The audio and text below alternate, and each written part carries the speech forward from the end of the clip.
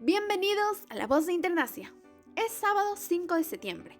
El día de hoy presentaremos una entrevista realizada por Claudia Sánchez y James Bardales, miembros de la Junta Directiva de la Asociación, a Oscar Vidarte, docente del Departamento de Ciencias Sociales en la Pontificia Universidad Católica del Perú, acerca del impacto de la nueva pandemia en el escenario internacional.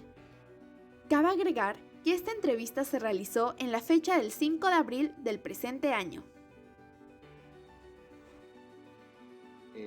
Comenzamos. Las preguntas que se va a hacer en bloques.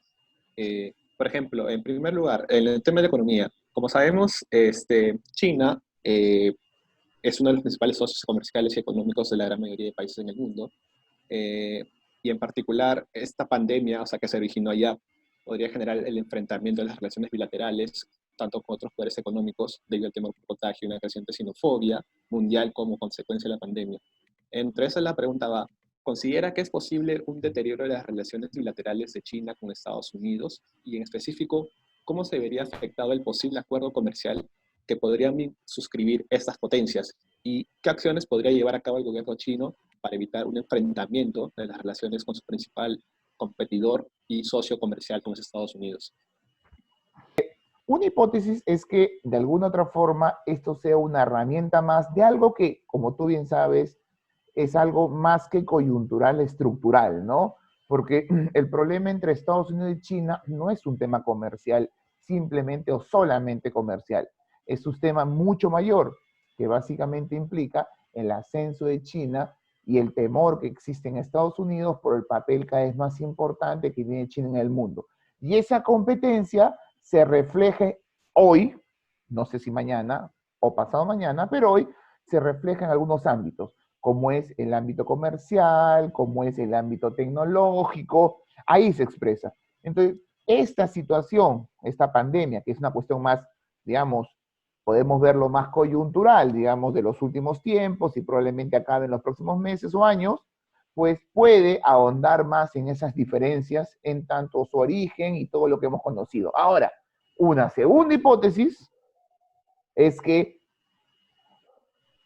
las consecuencias de la pandemia van a ser de tal envergadura sobre la economía de países como Estados Unidos y en general, causando una gran recesión mundial, que difícilmente Estados Unidos quiera estropear aún más la relación con el que es su principal socio comercial, que es China.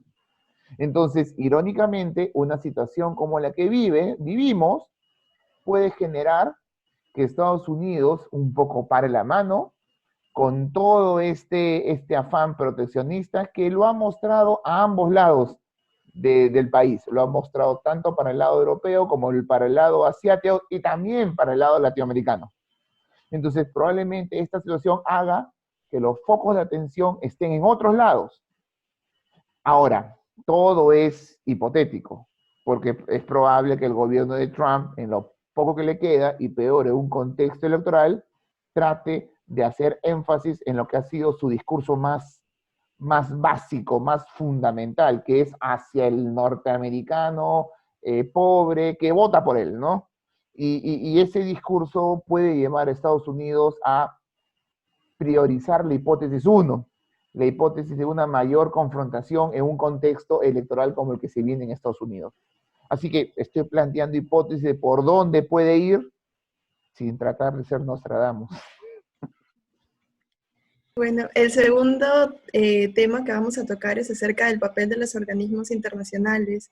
Quería consultarle respecto a la Unión Europea, que ha sido duramente criticada por no dar una respuesta articulada a la crisis sanitaria y económica del coronavirus, sobre todo en los países más afectados de Europa, que son Italia, Francia y España. Si bien la Comisión Europea ha propuesto el Mecanismo Europeo de Estabilidad para los países afectados, lo cual implica realizar préstamos a cambio de ciertas condiciones políticas. Los países más afectados han argumentado que se podrían haber tomado medidas económicas mucho más solidarias, tales como los coronabonos. No obstante, los países del sur de Europa se han opuesto a esta medida, puesto que no podría generar a largo plazo que los países más solventes tengan que comprar la deuda de los países del norte de Europa, los menos los solventes. Frente a ello, ¿considera que la Unión Europea podría haber dado una mejor respuesta a la crisis del coronavirus de Italia y España? ¿O es que tomó las medidas pertinentes de acuerdo a sus competencias supranacionales e intergubernamentales? Vamos, más allá de entrar en los detalles, porque en los detalles vas a encontrar posiciones distintas, algunos que defienden lo que está haciendo la Unión Europea, otros que no la defienden, otros que cuestionan que la Unión Europea puede hacer mucho más y que la supuesta solidaridad europea ya no existe. Yo no quiero entrar a ese debate, que incluso puede ser un debate muy técnico en torno a si los bonos o no bonos, si préstamos o no préstamos, o cómo hacerlo. Puede ser demasiado técnico el debate. Lo cierto es que desde una mirada más política, la Unión Europea está demostrando, hace mucho tiempo, por eso esto no es una sorpresa, está demostrando serias incapacidades para hacer frente a algunas situaciones en las cuales se necesita mucho más estar integrados o actuar conjuntamente, no solamente utilizando principios como la solidaridad, también pues, actuando conjuntamente como realmente una unión. Y lo vimos, lo hemos visto, hoy lo vemos con la pandemia, lo hemos visto con el tema de los migrantes hace poco tiempo, es decir, esto es recurrente, digamos, es recurrente. Y las fracturas que existen hoy en Europa y que la hemos visto especialmente con el Brexit o con la presencia de países como Hungría y Polonia y sus gobiernos muy particulares ellos, pues lo que demuestra es que la Unión Europea tiene grandes problemas. Pero yo creo que no es un problema solamente la Unión Europea. Y es un problema que creo que se resume en 3 palabras que en los últimos años se han vuelto muy frecuentes, y es lo que llamamos crisis del multilateralismo, que es una crisis que se expresa en todas partes del mundo. En otras palabras, lo que estamos viendo es cómo el multilateralismo, y probablemente la Unión Europea sea la expresión más importante del multilateralismo, porque es una propuesta de integración que ha avanzado lo que ninguna otra propuesta lo ha hecho antes. Y lo que vemos es cómo este multilateralismo tiene serias, de reciente creación, estamos hablando de unas décadas atrás, tiene serias falencias para poder seguir avanzando. En otras palabras, su gran problema es que no puede seguir avanzando en desmedro de los intereses estatales. Y los intereses estatales siguen primando. Y eso es lo que vemos en la Unión Europea. Y eso es lo que vemos en otros ámbitos. Mire el ámbito latinoamericano. El multilateralismo está en coma en el ámbito latinoamericano. Está en coma, no existe nada ahorita. Nada existe que realmente uno diga qué bien está funcionando, digamos. Entonces, salvo un poquito la Alianza Pacífico, un poquito la OEA, se acabó. Entonces, lo que quiero decir es que yo creo que aquí estamos frente a un dilema aún mayor, ¿no? Que creo que lo único que hace la pandemia del COVID-19 es hacerlo visible. Algunas dicen, no nos damos cuenta, nos olvidamos, está en la Unión Europea, pero cuando aparece la pandemia nos damos cuenta nuevamente de los problemas que tenemos. ¿Y por qué es más importante todo lo que vengo conversando con ustedes? Porque hay algo que me parece central y que nuestros países no nos damos cuenta, y es la necesidad de cooperar para hacer frente a este tipo de situaciones. Este tipo de situaciones que son problemas regionales, como la crisis venezolana, problemas globales, como el tema de la migración, como el tema del cambio climático, como los temas sanitarios que hoy vivimos, son problemas que requieren, necesitan ser resueltos a través de la cooperación, regional o globalmente. El problema es que las gobernanzas regionales y las gobernanzas globales no están funcionando. Es decir, no hay grandes ejemplos de gobernanzas o de mecanismos de gobernanza regional o global que estén realmente funcionando. Muchos pensamos que el Acuerdo de París podría ser un gran ejemplo de gobernanza global, pero ahí está estancado, ¿no? Entonces no tenemos. Y la única manera de hacer frente a más pandemias, porque yo estoy convencido que lo que vimos con el H1, lo que vimos con ébola, lo que vimos con la gripe aviar, lo que vimos, fueron alertas, alarmas de que va a suceder. Y lo veíamos como, mira, sí, pues está ahí, necesitamos cooperar, es interesante, pero nunca le pusimos el énfasis a todo esto, hasta que nos tocó. Y esto probablemente sea el inicio de escenarios globales aún más difíciles. Entonces, si nosotros, o los estados, digo, no tienen la voluntad o la capacidad de cooperar, pues poco vamos a hacer con las medidas que apliquen países como los nuestros, menos países como el Perú, cuyo impacto global es muy reducido. Entonces vamos a estar siempre al acecho de lo que pasa en otros países y lo que otros países puedan hacer bien o mal, que es parte del resultado que hoy conocemos.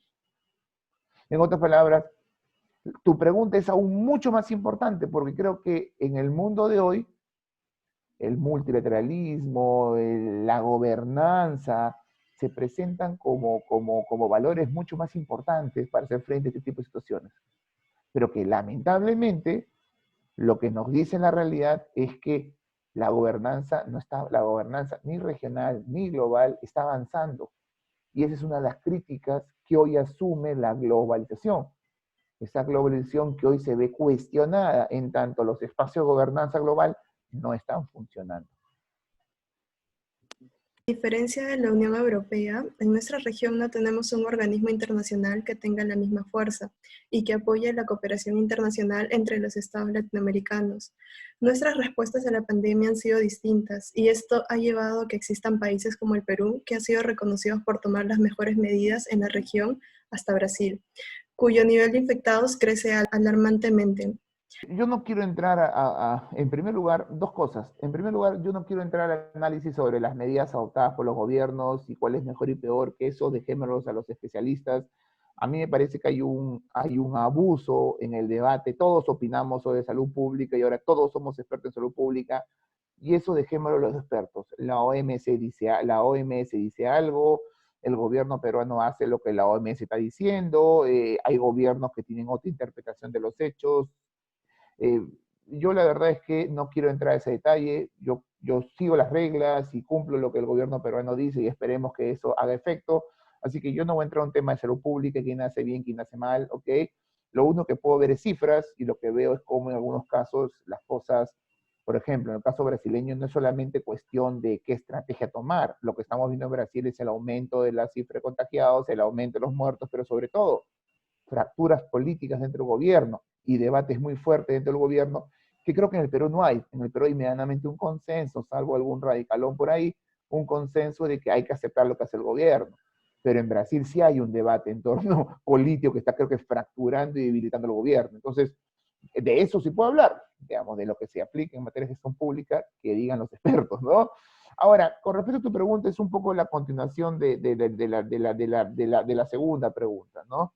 ¿Por qué? Porque en principio tenemos algunos marcos institucionales existentes que deberían o que podrían servir en la articulación entre los países para hacer frente a este tipo de situaciones, ¿no? Pero te pongo como ejemplo la migración venezolana de la cual te comenté. Es decir, el tema de la migración venezolana también generó la reacción de algunos de estos instrumentos. La CAN promovió algún tipo de reuniones, a nivel de la OEA también hubo algo, me parece que algo se habló a nivel de la Alianza del Pacífico, ¿ok? Fueron instrumentos que se usaron, pero que la verdad es que finalmente los estados priorizaron sus propios intereses y más allá de lo que podrían haber acordado, que eran más principios, más, ¿no? Más grandes líneas o ejes, la verdad es que en lo práctico los países hicieron lo que consideraron correcto y cambiaron bastante en el transcurso del tiempo en función de cómo fue cambiando o fue aumentando la migración venezolana. Así que lo que trato de decir es que yo creo que existen instrumentos, pero que estos instrumentos, como decía hace rato, están sufriendo una grave crisis.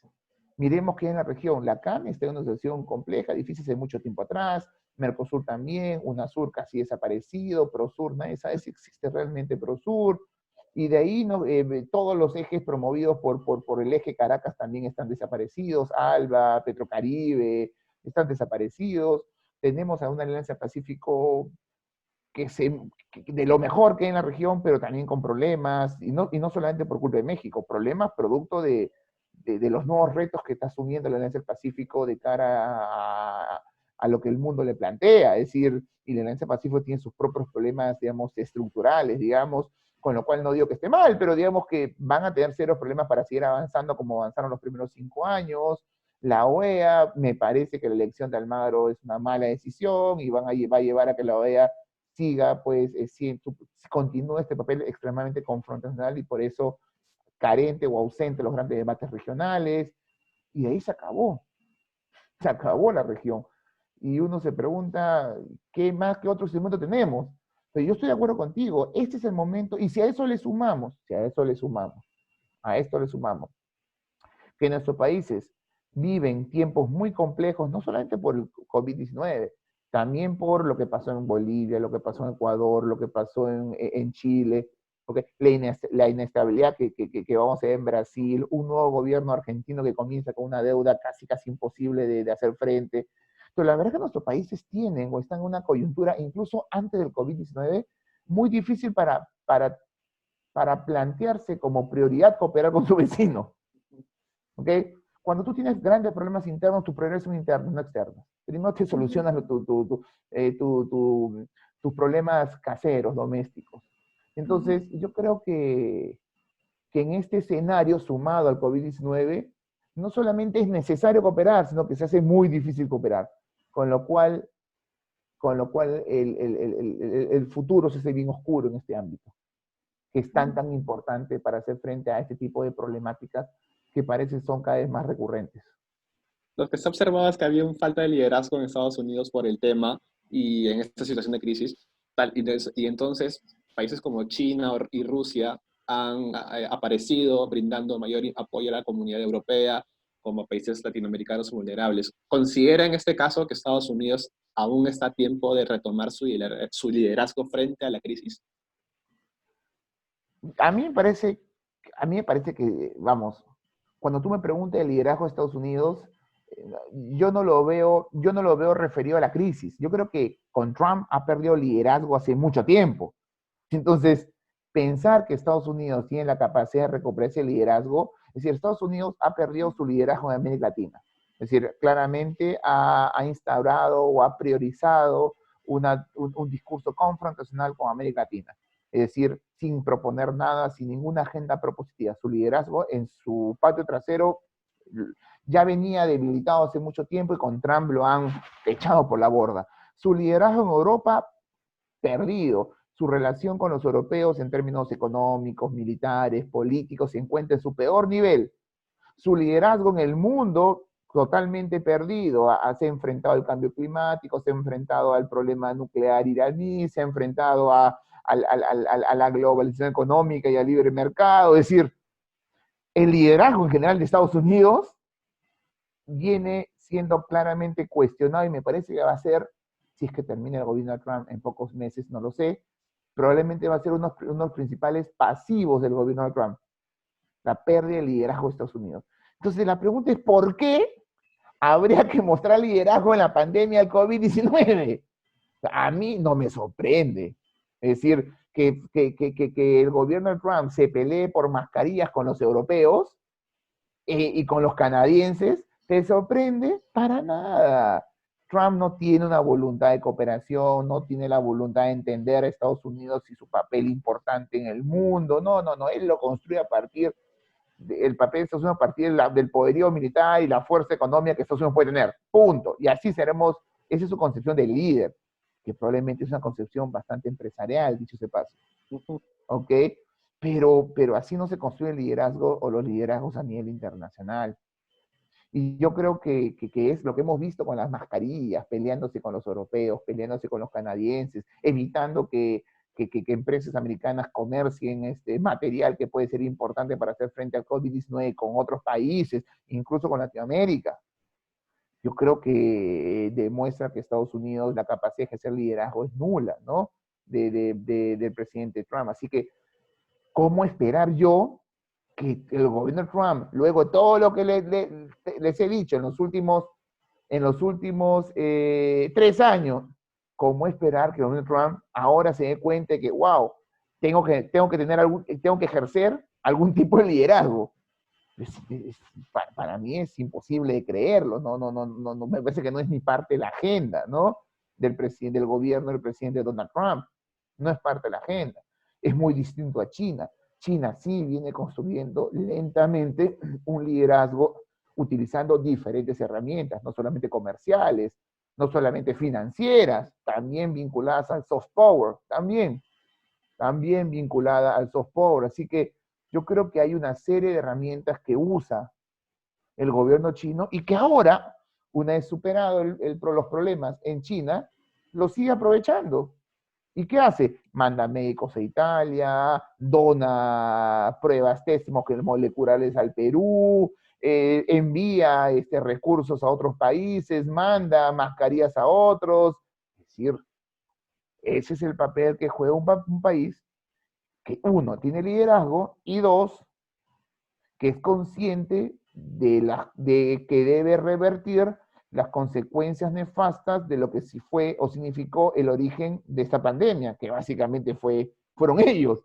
Así que no, yo creo que pedirle eso a Estados Unidos es imposible. Sí, justamente continuando en esa línea, China, que es el país donde nació el virus, ahora se encuentra reponiéndose de la pandemia. Muy aparte de eso, está brindando apoyos a diversos países y brindando pruebas para detectar a los infectados. Sin embargo, diferentes presidentes como Trump y Bolsonaro han culpado expresamente a China de esta pandemia, ya que a inicios de esta se ocultó la información por parte de las autoridades chinas. En balance a estas dos perspectivas, ¿considera que la imagen de China será favorable o no al terminar esta pandemia? Es evidente que hay una responsabilidad, pero la verdad es que esto puede comenzar en México, puede comenzar en Francia, uno podría decir la responsabilidad de China, perfecto, pero también podríamos hablar de la responsabilidad de Italia, de España, que no hicieron nada en su momento y que son los que finalmente provocaron que este virus se expanda, por ejemplo, a América Latina, porque los contagios en América Latina han provenido principalmente de Europa y no de Asia. Así que, y mañana más tarde también podríamos decir que el hecho que Trump es responsable de que Estados Unidos sea el país con más contagiados y más muertos probablemente en el mundo próximamente. Así que yo creo que se pueden encontrar muchos responsables dependiendo qué parte de la cadena prioricemos. Pueden haber muchos responsables, ¿ok? Además, como te dije, el origen no es el único momento, no es el único momento que genera responsabilidad, ya que esto puede suceder en muchas partes del planeta, ¿ok? Los últimos intentos de pandemia que han habido sucedieron en África, en América Latina, pueden suceder en muchas partes. La gripe española surgió en Estados Unidos, ¿ok? Y la contagiaron los soldados americanos que fueron a pelear a la Primera Guerra Mundial. Así que, curiosamente, se llama española, pero o se origina en Estados Unidos. Pero la verdad es que yo creo que además en un mundo como el nuestro, creo que hay preguntas más importantes, ¿no? Y una pregunta más importante, por ejemplo, es que creo que es un tema muy actual, es cuál es la relación del ser humano con el entorno. Porque me parece que ahí está el origen de la pandemia. La relación del ser humano con su entorno, que es una pregunta que te puede llevar a hablar de medio ambiente, del hábitat, de respeto a los animales, de muchas cosas. Porque finalmente es eso, es cómo el ser humano se relaciona con su entorno, con su medio ambiente. Y me parece que ahí hay una pregunta más interesante que creo que está directamente vinculada con el origen de la pandemia. En tanto, esta pandemia tiene un origen animal que luego pasa a los seres humanos. Así que me parece que esas preguntas son más interesantes. Ahora, ¿cómo acabar China? Yo creo que, claro, van a haber cuestionamientos, evidentemente, pero también China está tratando de hacer todo lo posible por revertir esta imagen. Está tratando de hacer todo lo posible en los últimos tiempos por revertir esta imagen. Y yo creo que en parte lo va a lograr. Me parece que sí, me parece que en parte al final el recuerdo sobre gente como Bolsonaro, sobre Trump, va a ser mucho más, va a quedar más en el recuerdo que el papel que ha tenido Xi Jinping, por ejemplo, en esta situación. Y sobre lo que hizo China al ocultar información, la verdad es que yo tengo las mismas dudas que tú, Claudia, y yo también creo que China ha ocultado información, es decir, creo que nadie que tiene dos dedos de frente cree que en los datos que China ha mostrado, ¿no? A la luz de lo que pasa en Italia y a la luz de lo que pasa en España, uno dice, esos datos no son reales, ¿no? Esos datos no son reales, no, eso no puede ser cierto, ¿no? Pero también es cierto que uno, no es que sucede eso en China, porque China es un país autoritario. Yo creo que sucede en todas partes del mundo. Sucede en países autoritarios y sucede en países democráticos. Cuando tú estás frente a situaciones extremas, como puede ser una guerra o puede ser una pandemia, que son cosas diferentes, pero cuando estás frente a momentos extremos, los estados suelen mentir. En la guerra los estados mienten, los estados democráticos, los estados autoritarios, todos mienten, ¿ok? Y básicamente, ¿por qué? Porque la información juega un papel central dentro de lo que es la lucha contra algo, contra un enemigo externo o contra una pandemia. Entonces, a mí no me queda duda también que hoy hay otros países que están mintiendo.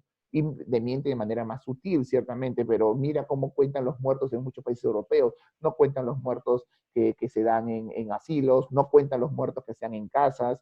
Yo estoy seguro que las cifras que vemos hoy en España, en Francia, pueden ser mayores que las que hoy conocemos. Entonces, algunas veces, claro, solemos crear esas etiquetas porque China es un gobierno autoritario y represivo, que lo es. Ellos tienen la capacidad de mentir. Eso sucede en todos los países frente a situaciones extraordinarias como la que estamos viviendo, lamentablemente. Y en conclusión, o sea, lo que vino mencionando, ¿es posible entender o hacer la pregunta de que estamos ante un posible cambio en el orden internacional? Mira, tu pregunta es válida porque yo no sé si estamos frente a un cambio en el orden. O sea, es que los cambios en el orden es difícil verlos, como yo siempre digo en clase, cuando tú estás en medio de la tormenta no sabes hacia dónde va la tormenta, pero sabes que hay una tormenta.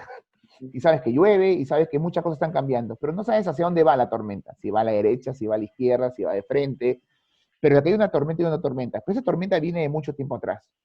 No es una tormenta que recién se ha generado el 2020, es una tormenta que viene de mucho tiempo atrás. ¿Ok?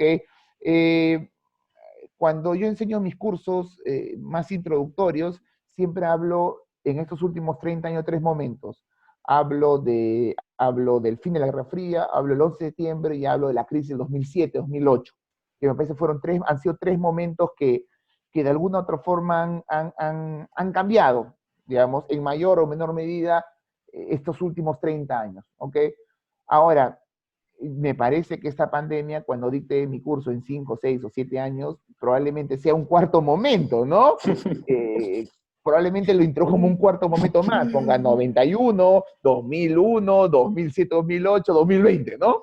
Un cuarto momento que creo que va a generar muchas transformaciones en el mundo de hoy, ¿ok?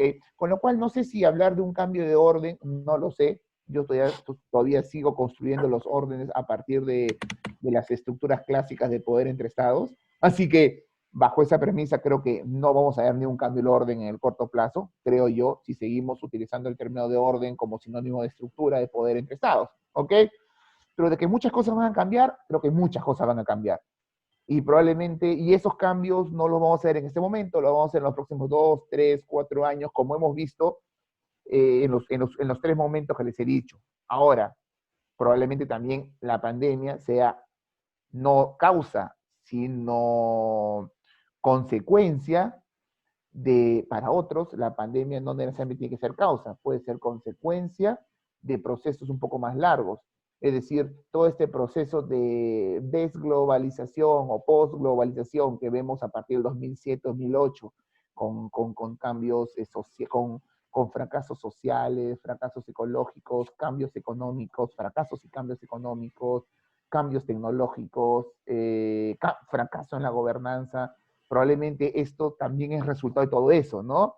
Y esto va a ahondar más un proceso que no inicia hoy, sino que inició probablemente hace una década y que se va a profundizar aún más, ¿no? Lo que para algunos es una crítica a la globalización actual. Para muchos, esa globalización de la cual hablábamos en los 90 y a inicio del siglo XXI, a partir de la crisis del 2007-2008, comenzó a verse cuestionada y hoy más bien se ve seriamente cuestionada.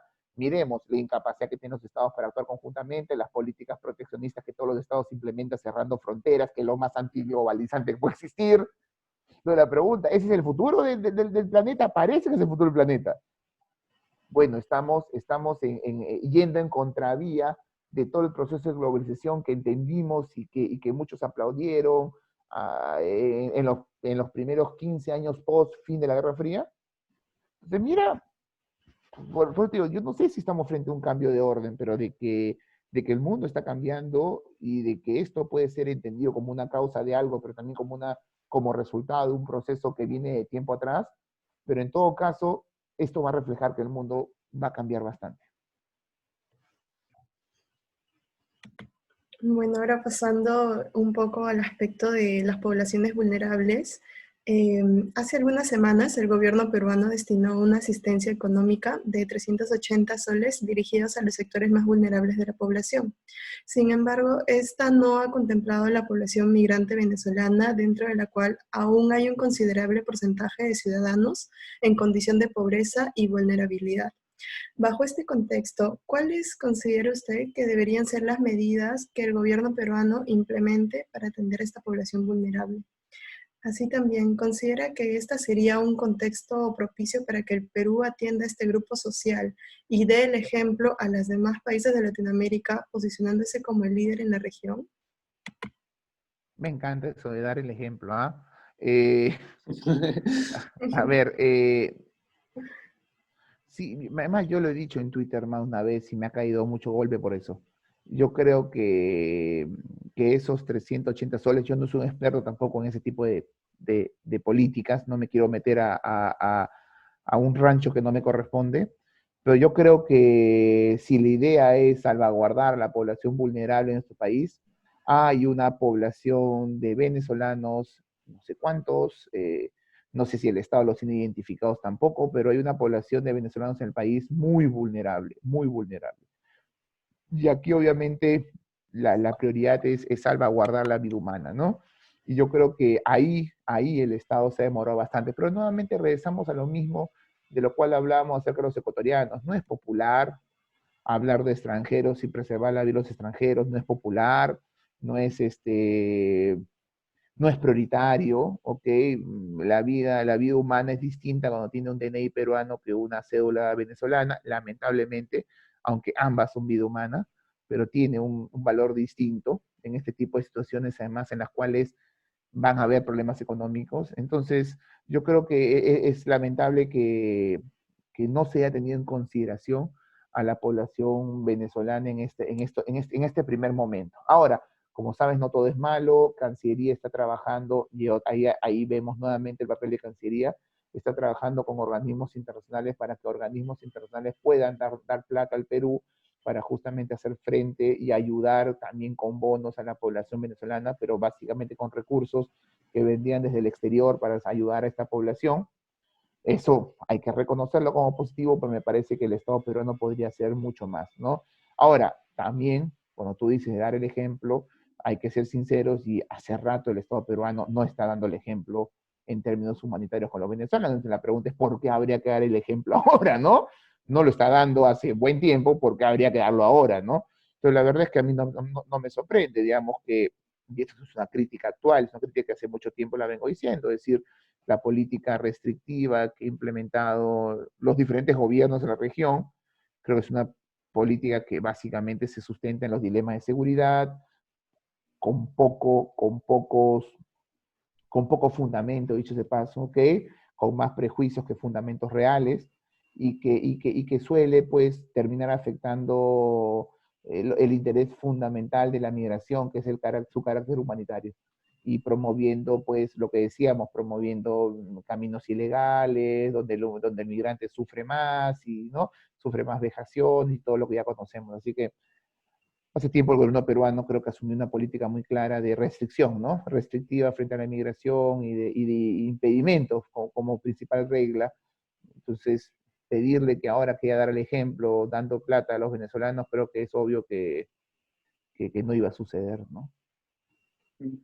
Y ante el debate concerniente al apoyo que debe brindar tanto el Estado peruano a la población vulnerable venezolana, ¿ha contemplado la posibilidad de recibir apoyo de organismos internacionales para atender este problema? O sea, y en sentido, ¿cuáles serían los organismos internacionales llamados a intervenir en este contexto? Pero esto ha salido en noticias hace un par de días que el gobierno peruano está hablando con varias organizaciones. En primer lugar, me parece que habló con ACNUR, que Ujú. ACNUR tiene fondos y recursos para entregar al Perú montos que el Perú puede utilizar para distribuir en la población venezolana. Por ejemplo, ese es un claro ejemplo de cómo organismos internacionales pueden de alguna manera ayudar al gobierno peruano para hacer frente a la situación de los venezolanos.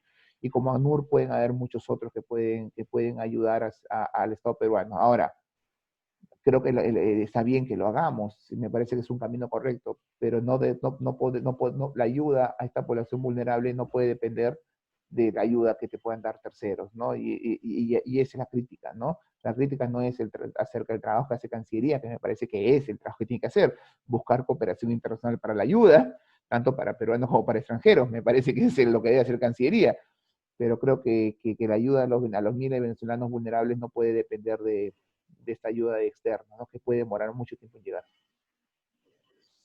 Bueno, sí, justo para terminar, consideramos que es importante ver esta crisis como una ventana de oportunidad para generar cambios en el sistema internacional y adaptarnos a los nuevos retos. ¿Podría ser esta la oportunidad para pensar en fortalecer las instituciones de gobernanza internacional en aras de mejorar su capacidad de hacer frente a los cambios en las dinámicas internacionales? Siempre las situaciones de crisis generan oportunidades. El problema es si la vamos a aprovechar. Te cuento un ejemplo. El otro día conversaba con un profesor de la Universidad Católica y me decía justamente, ojalá que podamos aprovechar estos momentos para hacer frente a nuestro sistema de salud. Entonces, claro, no es que yo quiera ser pinchaglobos, ¿no? Pero lo mismo se dijo a inicios de los 90 después de la epidemia del cólera. Y cuando pasamos lo del cólera dijimos, bueno, que esto sirva como un aliciente, un incentivo para reformar el sistema de salud. Y pasaron más de 20 años y estamos igual, ¿no? Y pasó lo mismo con la corrupción. Y ahora dicen, ojalá que todo lo que hemos visto con la Bajato sirva para aprender y no volver a pisar el mismo palito. Entonces yo les recuerdo que en el año 2000 vivimos la misma situación, el 2000, 2001, 2002, y terminaron en la cárcel casi todas las principales autoridades del gobierno anterior, y cuadros militares, y cuadros políticos, y al final pasaron 20 años y estamos en lo mismo. Entonces, algunas veces a los seres humanos nos cuesta darnos cuenta de lo que debemos hacer y lo que no debemos hacer. La Primera Guerra Mundial generó un gran debate en Europa, 15 millones de muertos, pero no supieron evitar una Segunda Guerra Mundial con 50 millones de muertos.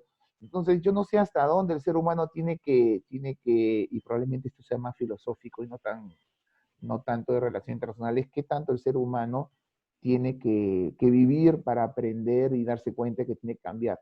Y yo estoy de acuerdo contigo, este escenario debería generar opciones, una mirada distinta acerca de la cooperación, del multilateralismo, de la necesidad de hacer frente conjunta a estos grandes problemas, que hay muchos problemas globales, no solamente sanitarios, medio ambiente, narcotráfico, terrorismo, un montón de problemas globales. Y si somos capaces y podemos hacerlo, ¿no? Sí, suena muy bonito, ¿no? Yo espero que algo bueno se pueda sacar de todo esto. Mi experiencia me dice que algunas veces, no siempre, pero algunas veces el mundo no cambia para nada, ¿no? Mira la crisis del 2007-2008, el mundo económicamente ha cambiado algo, no cambió nada, creo yo, o ha cambiado muy poco en términos económicos. Es igual el mundo. Entonces, las condiciones que generaron la crisis del 2007-2008 existen hasta hoy y siguen ahí. Entonces, no quería hacer nuevamente globos, pero creo que algunas veces no aprendemos. Yo quiero ver el vaso medio lleno como tú, Claudia, me parece que estás viendo el vaso medio lleno, yo te estoy mostrando el vaso medio vacío, pero me parece que hay que combinar un poco de ambos, ¿no? Para ver qué puede suceder en el corto y mediano plazo después o cuando acabe esta pandemia.